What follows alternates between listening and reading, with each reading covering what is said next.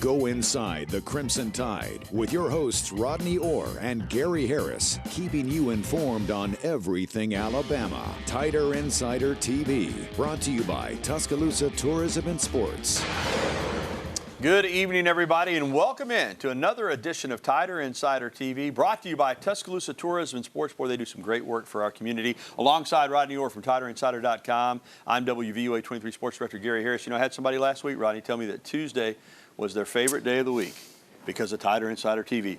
Honest to God, stopped me in the grocery store and said, I love TITV. We never miss it. If we do miss it, we record it. It's our favorite day of the week. So thank you. And made me feel good. Yeah, we appreciate it.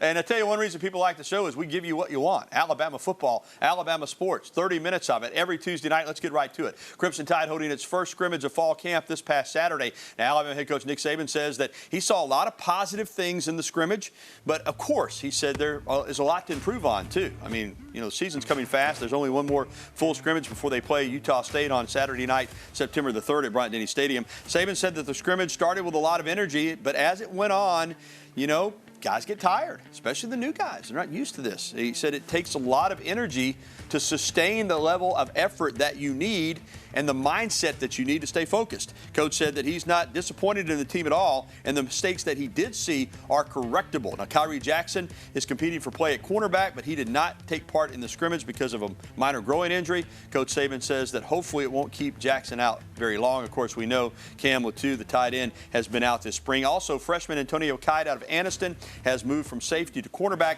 Saban says that's his most natural position.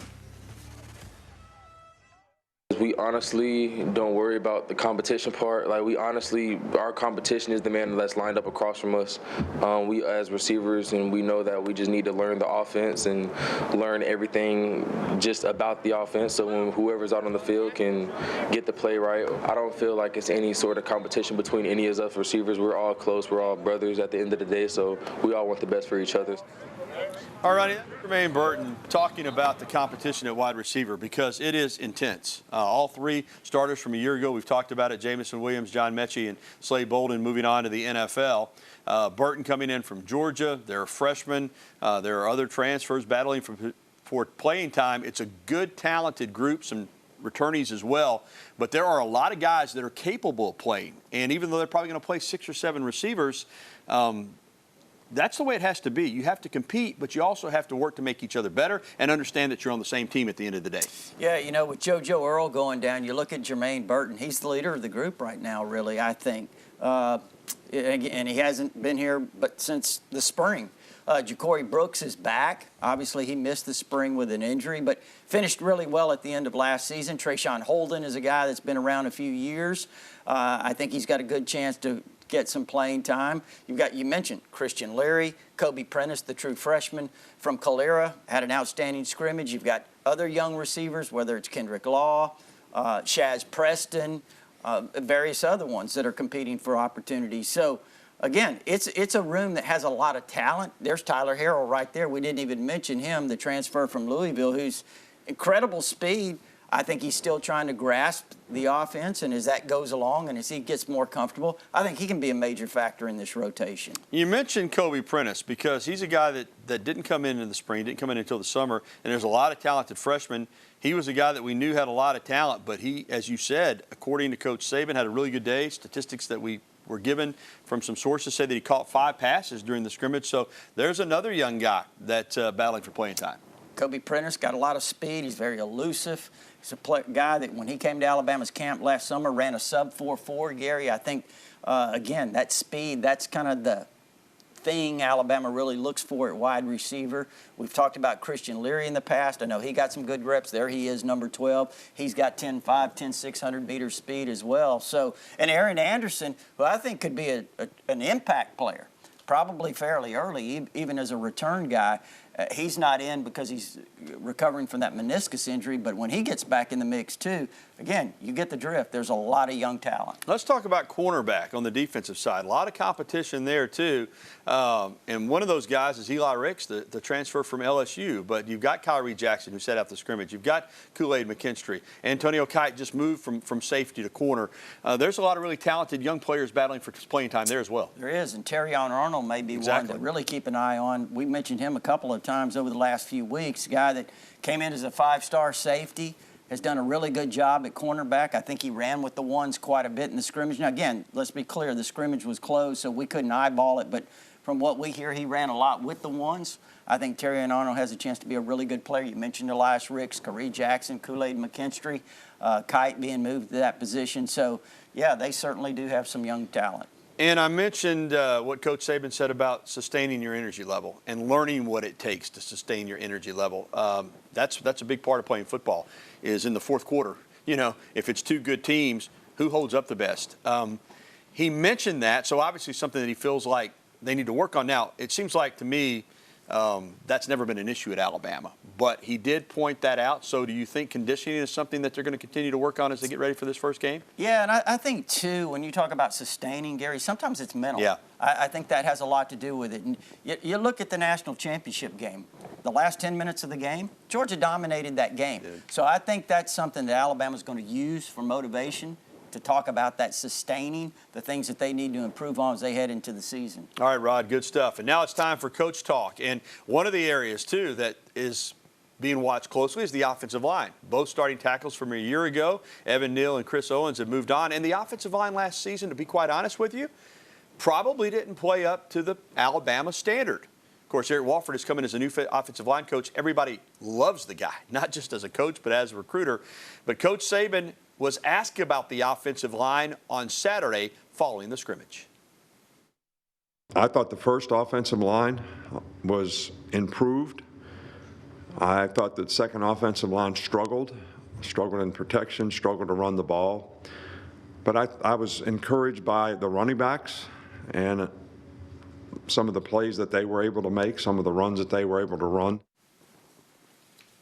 All right, Rod, let's bring you in here for your analysis of the offensive line. Clearly, last year, I don't want to make too much out of it because Alabama won the SEC championship, played for the national championship. But they had some injuries, and at times you would agree that was subpar play on the offensive line. It's an area where they want to improve, even losing Neal and Owens. Yeah, and I think, too, the experience Bryce Young had in terms of getting the line calls right, I think there's a lot of inexperience in that regard last year. I think he's going to be much better at that. And you mentioned the interior has a lot of experience. They've got two guys who are starting to experience at center.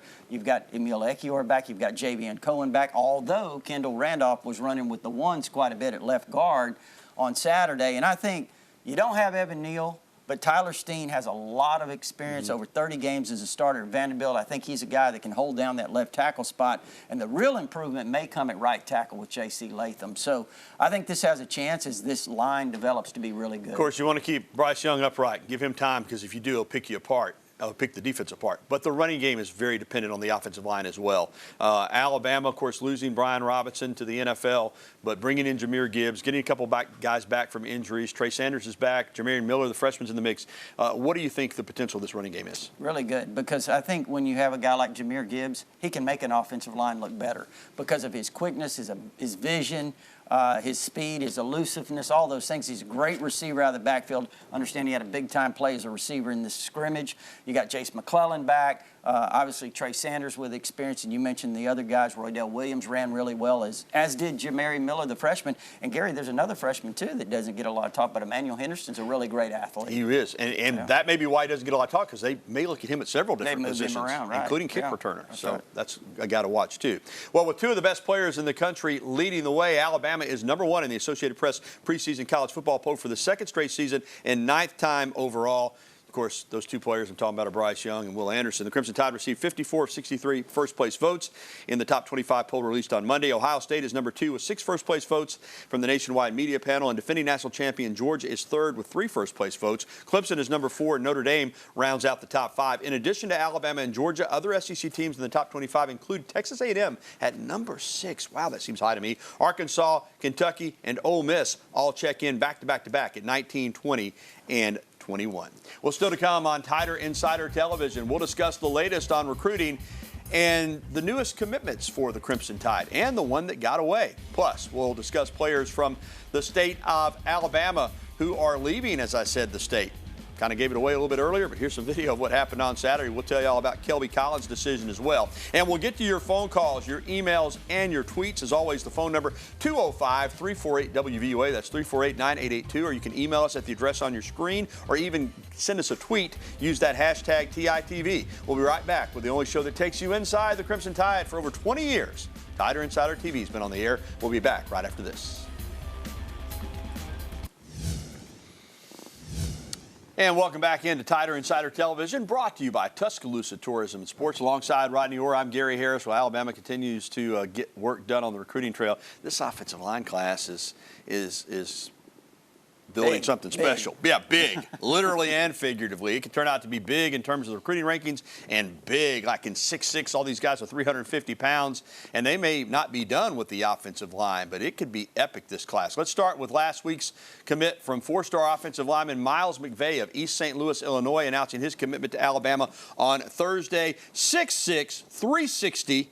He said he visited colleges around the country, but he settled on the Crimson Tide. He becomes the fourth offensive lineman to commit to Alabama in the 2023 class, joining fellow four-star prospects Wilcom Formby of Northridge High School in Tuscaloosa, Raquez McElderry of Anniston, and Olas Lennon of Windsor, Connecticut. We're going to make it 5 in a moment, but let's start now by talking about McVay. I know, Rodney, this is a guy, obviously he's got huge size, but you have watched him and you've said, listen, this guy's an athlete too. I mean, he's got some, you think, potentially special talent. Mm-hmm. Yeah, I like his feet. I think for a guy his size, and again, I think when he gets in here, gets in the strength and conditioning program, the nutritional program that they have here. You saw what it's done with Jaheim Otis, the true freshman defensive lineman. Came in at what, 416? Yeah, over about 416. Now he's down about to 345 or so. He's lost a lot of weight just in about 5 or 6 months. But I think when you look at Miles McVay, he's great feet, moves well, long arms, all of those things. He's quick. For his size. And again, he's a guy that when he gets in this program, they'll really develop those tools. And, you know, I had somebody ask me recently about, boy, it seems like Alabama signs a lot of offensive linemen. You know, can only play 5. Yeah, but that is a developmental position. And guys develop at different times and in different ways. So you have to have a good number of offensive linemen to choose those 5 from. Plus, you have to have guys ready in case of injuries. So, yeah, you always want to, I hate to use the term over-recruit because I don't think that's correct, but you have to recruit enough guys. You got to have some numbers at that if position. You have 7 or 8 ready to play, that's a lot. Yeah. I mean, it's hard to get, right. Sure. It's hard to get 5 ready, as right. we're finding out. But, yeah, to get 7 or 8 or 9 of those guys ready to go, that's difficult. And you got to have numbers to choose from. And like I said, you always have options with these guys. Some can move inside and play. Some can play tackle, and they develop at different times. Well, Alabama wasn't done as far as offensive line recruits. On Saturday, Raymond Pulido. And, okay, he's small compared to McVay. He's only 6'6", 345. Yep. You know, out of Apple Valley, California, chose the Crimson Tide over Oregon, Louisville, Arizona, and UCLA.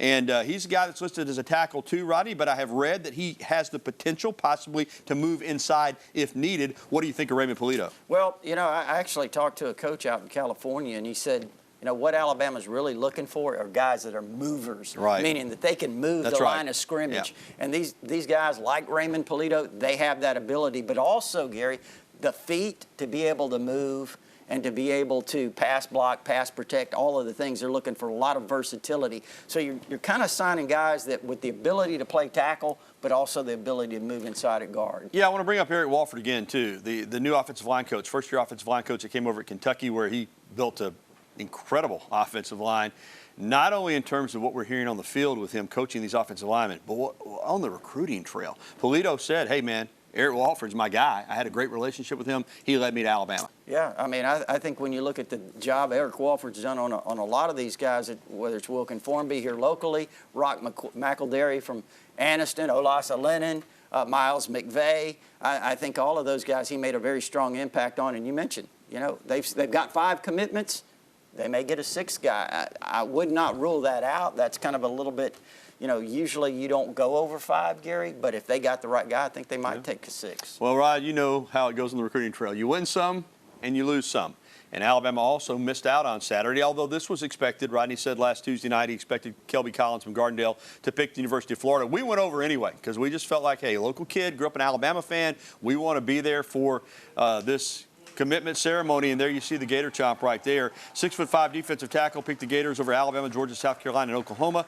He joins Peter Woods from nearby Thompson High School in Alabaster, who also grew up an Alabama fan. In fact, this time last year, Rodney, if you'd have told me Kelby Collins and Peter Woods would be going anywhere other than Alabama, I would have told you that you were crazy. But this is football recruiting, and as well as Alabama's doing on the offensive line, is defensive line recruiting a concern to you at this point? Well, look, you lose a couple, but it's who do you get? Right. And I think when you look, okay, they've got Hunter Osborne. They're in on some other top guys, whether it's Jordan Renaud out of Texas, various other guys that they're recruiting. Reuben Bain out of South Florida is another guy that they're recruiting very hard.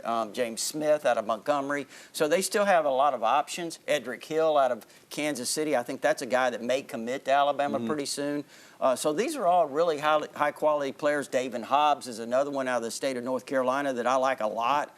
So I think, again, there's a long way to December. I think right now Peter Woods is solid to Clemson.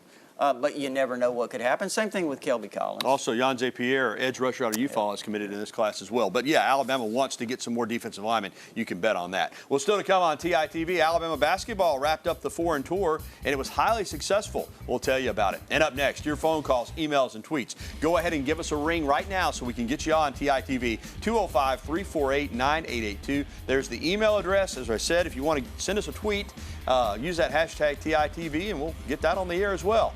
Let's hear from everybody in Tighter Insider Nation when we return to TITV right after this.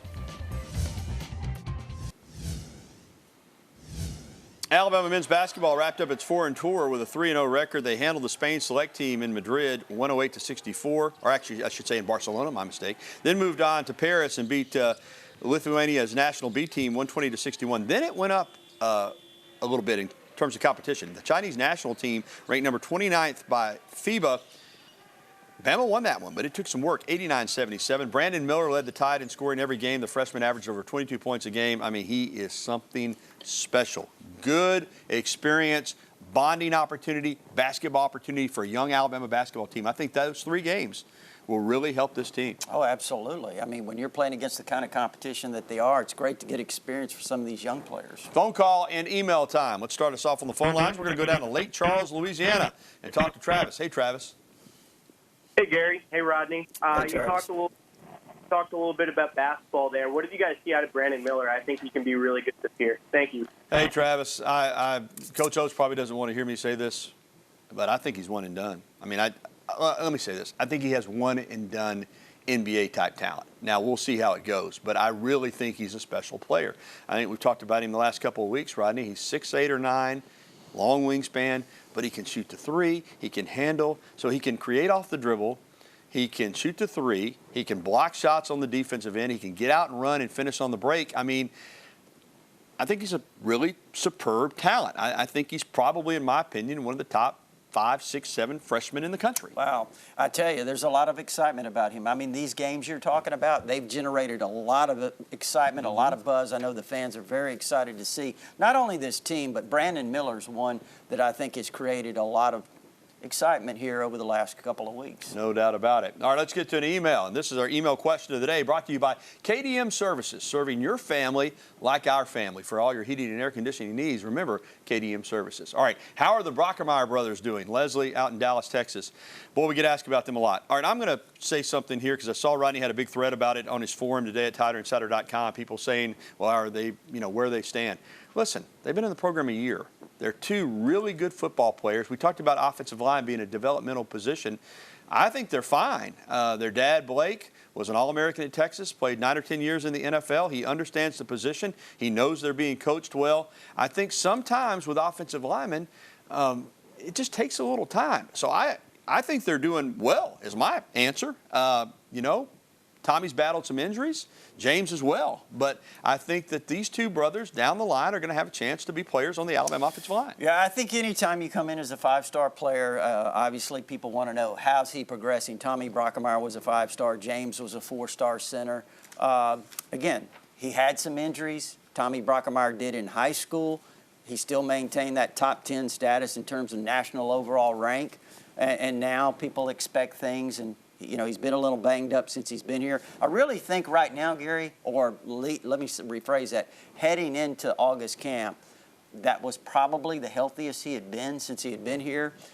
James Brockemeyer, again, a center, guy that's got to get a little bit bigger, but he certainly has the right mindset. All right, still to come on TITV. More of your phone calls, emails, and tweets. Get dialed in right now, 205-348-9882. We'll be right back with more of the show that takes you inside the Crimson Tide, the award-winning Tider Insider TV.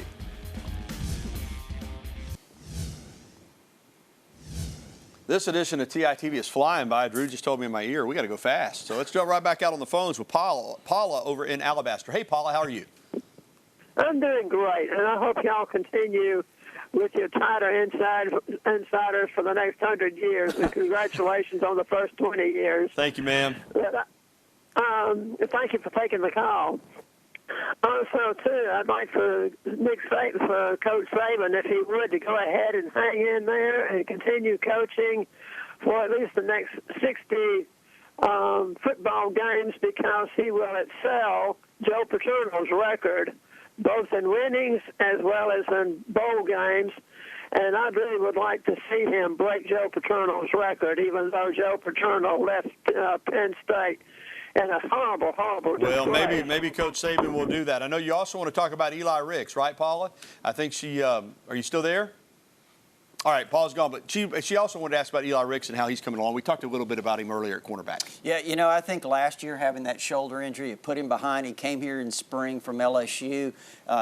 He lost a lot of weight, lost a lot of strength. I think he's still been trying to regain that. I understand he's doing a lot better. I understand he played pretty well in the scrimmage on Saturday. So it's kind of a, you know, again, we know about his talent, but I think he's got to make the adjustments to this defense. All right, thank you, Paula, for the phone call. Thank the other callers in the email as well. And we'll come back and wrap up this edition of TITV. Look at that. Isn't that a beautiful shot? University of Alabama campus right here from Bryant-Denny Stadium. We're back after this. All right, that's going to do it for this edition of TITV. For Rodney Orr, I'm Gary Harris. Thanks for watching, everybody, and we'll see you again next week. Have a great night.